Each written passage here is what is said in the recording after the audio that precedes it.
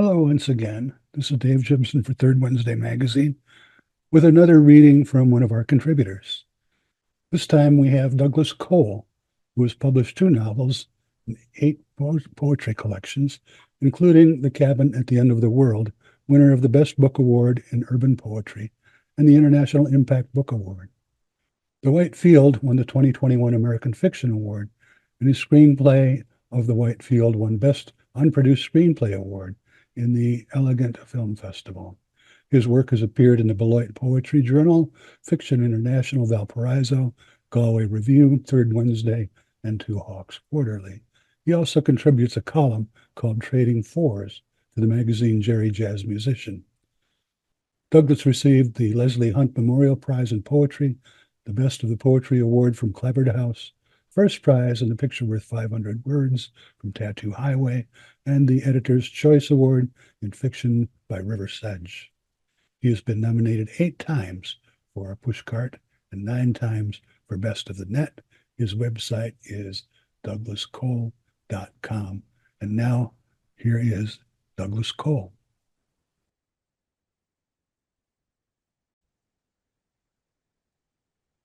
Hello, and thank you for having me on here. It's wonderful to be able to read from my book, The Cabin at the End of the World, a couple of poems of which were, of course, featured in Third Wednesday. And I would like to start by reading those poems that were in Third Wednesday. The first one I'm reading is called Winter Vision, and it's in a section of the book called American Dharma. Um, Dharma meaning teachings from the Buddhist tradition. I myself am not a Buddhist, strictly speaking. um, but I treat these poems in this section as teaching. So keep that in mind. Winter Vision is the first one. Winter Vision, sitting in a thin ray of sunlight, midwinter still neither warm nor cold, the blue bell of sky ringing out, a crow taking off with a crab that it snatched off the beach, the crab now dangling and seeing in a way it's never seen before. I read that at the San Francisco Writers Conference last week and got the appropriate laughs at the right moment.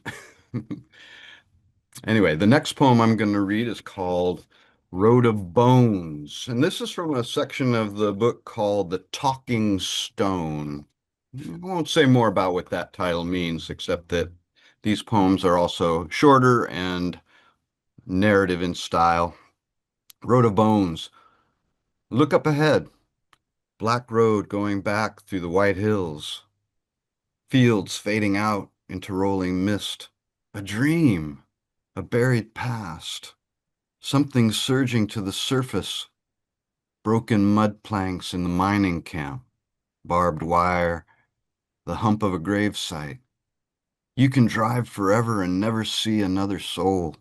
And eventually the road itself disappears into a snowbank. All right. And then the last one I want to read that was in Third Wednesday is called Tuesday's Purge, also part of Talking Stone section. Tuesday's Purge. The white droning of a shredder truck. At someone's garage, box tops flipped open, gloved hands shoveling documents into the orange baleen, not a puff of dust. And your stuff is gone. You standing there clean as if you never existed. Truck moving off, fiber heavy with the debris of you. Your head fills up with possibilities. All right. So those are the three pieces that were in Third Wednesday. And then I'd like to read one of the slightly longer pieces. Um, each section ends with a longer poem. The collection is a whole made up of more prose styled poems. And so let's see if our time, this will probably be one of the last ones. But the poem that I want to read now is called Casino People. Casino People. The angel of the winds and heat devils rise on a highway going nowhere. And there, a fallen farmhouse crushed as though sky pushed down from above and ground pushed up from below. Timbers snapping, souls like swallows bursting through the doors. Out here, people call property a spread, and a horse is a true identity. Most run machine shops, drive truck, or receive disability, yet say they work the land, wear cowboy boots and jeans, give you Jack and Coke when you're 17, and don't bat an eye when you start smoking. They're not religious, but if you aren't Christian, you're suspicious.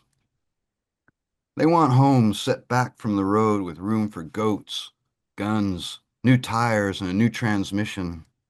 A local bar to watch the game in, a solid retirement or government pension, and good television reception. They respect the man with a clean haircut and a straight stack of wood. Make it part of birthday celebrations to burn the backfield brush and float down river on inner tubes with coolers full of cans of beer. Follow high school sports to see who punches through to the big leagues. Sneer down those who leave and shake their heads at those who never go. Break out snow tires and chains in winter, respect the cocktail hour. Watch black and white movies for cultural history.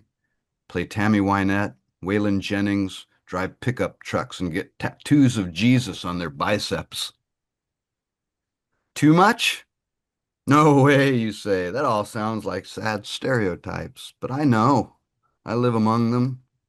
Uncle Billy with a big gut he'd slap and call his investment went out fast by heart attack at 48. Gentry made it to nearly 70, but after a lifetime of cigarettes and exposure to asbestos from his time in the Navy, he got cancer. And the worst thing he said at the end were the constant hiccups. Hard by 30, with relentless debt, foreclosures, lost weekends in roadside motels or the big lake cabins, savings gambled away. We go down a misty road, Crazy Joe waving at the headlights, and he's saying, never be in a hurry, and you'll always be on time. As meadowlarks come alive and the angel of the winds arrives, lifting the broken bones of a farmhouse in a swirl of swallows, earth pushing up, something else pushing down from the sky. So a couple more here to give you a little more flavor of the book. The last section is called The Windows of the Sea. And if you're looking for the cabin at the end of the world, this would be where it's, I guess, geographically, thematically located. We finally arrive at the cabin here. And so I'll read this first section. This is called West Cove, and it's a longer, again, more of a narrative prose structure, five-part poem. And I'll read this first part, give you flavor. And this is the last section of the book where we arrive. West Cove, part one. Cabin in darkness. When I rise, the world's not yet invented. I start a fire, make coffee, feel rain in the air over the porch. Gaze where not a star is born from years eaten by a factory. Time lost in traffic. Time lost in a corner bar. People I know, though I don't know their names, come for the same reasons, and I'm stripping house shingles to burn through winter. Now is a west-looking face cherry tree humming with insects. Thousands of years, bees cycle in and out of the spring air, emerge, disappear, then they're here again as if a voice said, "Bee!" And they are. As crows drop to shore and fold their wings, become quiet monks wandering the cove in their black robes. Gulls rise and circle out and then return as if to say, "See? You thought we were leaving, but we've only just arrived." The geese have the power to project their horn honks out to the far side of the cove as they fly off in other voices. And the sound mirrors the sky blue sky full of caravans, kingdoms, and empires in the shape of temporary clouds. Where the tractor has left a deep scar in the sand, the old man shuffles in obsessive dance to heal it. I keep looking out the window, but checking for what? Something's not right about that gardener. It's too still out here. The island, the slow rolling water, almost all black cards when I deal out solitaire. All right. And it continues a adventure there on the island, and this arrival of at the cabin at the end of the world.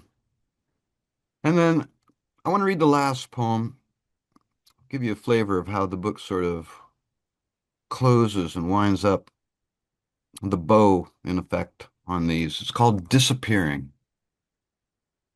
I don't mind disappearing for a lifetime or two. Oh, great windy leap, no pain on concussion and nothing but a slow, watery descent. I don't mind disappearing into the wilderness, to a squatter's shack on the river, the ice of winter, and the shield of poplars swaying in the wind. I don't mind disappearing. What was I anyway, beyond air, beyond stone, a bare-bone monk routine of life-lurching urges, old verities, free but witnessing? I don't mind disappearing. I've done it before. As a welder, designated driver, one with bail money and a sympathetic ear, a warm bed and a shelter. I don't mind disappearing, art requiring nothing. So take the coat, the books, the knack for invisibility, willingness to surrender resistance to karmic swings. I don't mind disappearing. I practice it a lot, simply holding true to the true intent to stand unmoving on the forest path to the spring. I tell you, I don't mind disappearing.